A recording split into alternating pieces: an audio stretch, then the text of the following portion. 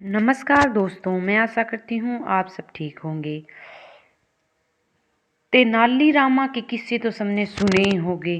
चलो उसी की कुछ कहानी बता देती हूँ। तेनालीरामा की कहानी सुनहरा पौधा। तेनालीरामा एक हर बार अपने दिमाग का इस्तेमाल करके ऐसा कुछ करते थे कि विजयनगर के महाराज कृष्णदेव दंग रह जाते। इस बार उन्होंने एक तरकीब से राजा को अपने फैसले पर दोबारा विचार करने को मजबूर कर दिया। हुआ यूं कि एक बार राजा कृष्णदेव किसी काम के चलते कश्मीर चले गए थे। वहां उन्होंने एक सुनहरे रंग का खिलने वाला फूल दिखा।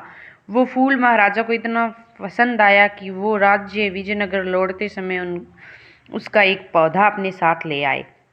महल पहुंचते ही उन्होंने माली को बुलवाया और माली के आते ही महाराजा ने उससे कहा, देखो, इस पौधे को हमारे बगीचे में ऐसी जगह लगाओ जिसे मैं अपने कमरे से रोज देख सकूं। इसमें सुनहरे रंग के फूल खिलेंगे जो मुझे काफ़ी पसंद है। इस पौधे का काफ़ी ख्याल रखना, अगर इससे कुछ भी हुआ तो प्राण दंड भी मिल सकता है।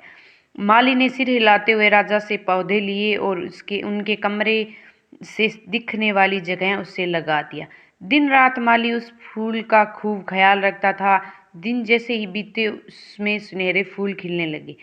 रोज राजा उठते, उससे सबसे पहले उसे देखते और फिर दरबार जाते थे। अगर किसी दिन राजा को महल से बाहर जाना पड़ता तो उस फूल को न देखे पाने के कारण उनका मन दुखी हो जाता। एक दिन राजा जब सुबह उस फूल को देखने के लिए अपनी खिड़की पर आए तो वह फूल दिखा ही नहीं। तभी उन्होंने माली को बुलाया। महाराज ने माली से पूछा, वो पौधा कहाँ गया जिसमें उस फूल को दिख ही नहीं रहे। जवाब माली ने कहा, साहेब, उसे कल शाम को मेरी बकरी खा गई। उस बात को सुनते ही उनका गुस्सा 7वें आसमान पर पहुंच गया।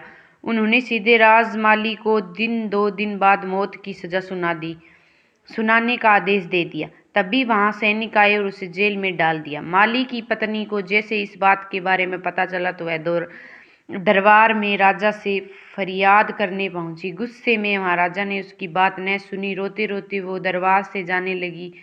तभी व्यक्ति ने उसे तेनालीराम से मिलने की सलाह दी। रोते हुए माली की पत्नी ने तेनालीराम को बताया कि अपने पति को मिली मौत की सजा और उस सुनहरे फूल के बारे में बताया। उसकी सारी बात सुनकर तेनालीरामा ने उसे समझा बुझाकर घर भेज दिया। अगले दिन गुस्से में माली की पत्नी उस सुनहरे फूल खाने वाली बकरी को चौराहे में ले जाकर डंडे से पीटने लगी। ऐसा करते करते बकरी अधमरी हो गई। विजयनगर राज्य में पशुओं के साथ इस तरह का व्यवहार करना मना था। इसे क्रूरता माना जाता था। इसीलिए कुछ लोगों ने माली की पत्नी को इस हरकत की शिकायत नगर कोतवाल को कर दी। सारा मामला